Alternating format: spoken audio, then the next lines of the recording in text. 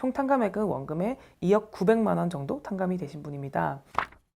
네, 안녕하세요. 이사연 변호사입니다. 오늘은 저희 사무실에서 진행하신 채무자분 한 분 설명드리려고 하는데요. 관할은 서울이었어요. 작년 12월에 신청을 하셨고 2023년 2월에 개시가 나신 분인데요. 총 채무액은 원금 2억 7,110만 원 정도였고 변제율은 원금의 22% 정도 돼서 총 탕감액은 원금의 2억 900만 원 정도 탕감이 되신 분입니다. 2010년부터 현재까지 꾸준히 계속 같은 곳에서 일을 하셨던 분이에요. 근데 이분이 이제 2017년도쯤에 지인의 권유로 법인을 하나 운영을 하게 돼요. 추가적인 사업을 하신 거죠. 그런데 이 사업체에서 투자금도 들어가고 각종 뭐 설비들을 구입하는 거나 경비들이나 이자나 월세나 이런 것들에 돈이 계속 들어가잖아요.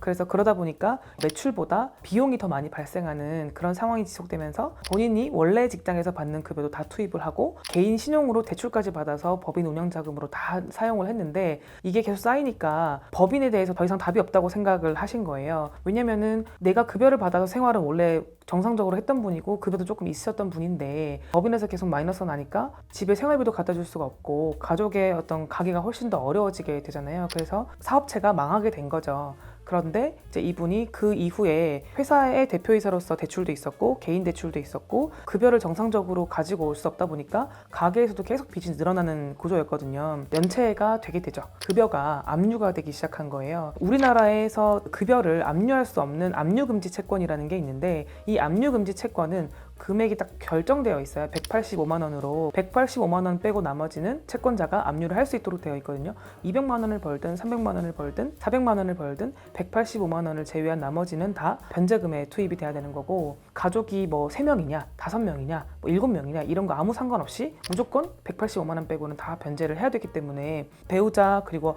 아버님까지 부양하고 계셨고 자녀가 2분이 계셨기 때문에 도저히 그 185만 원으로는 생활을 할 수 없는 상황이었어요. 그러다 보니까 채무가 더 늘어나겠죠. 그래서 저희 사무실로 오셨을 때는 이렇게 큰 금액이 될 수밖에 없었던 거죠. 도박이라든지 또는 코인이라든지 주식이라든지 큰 투자로 손실하는 금액이 없음에도 불구하고 직장인이 2억 한 7천 정도의 채무가 있었으면 굉장히 많으신 거거든요.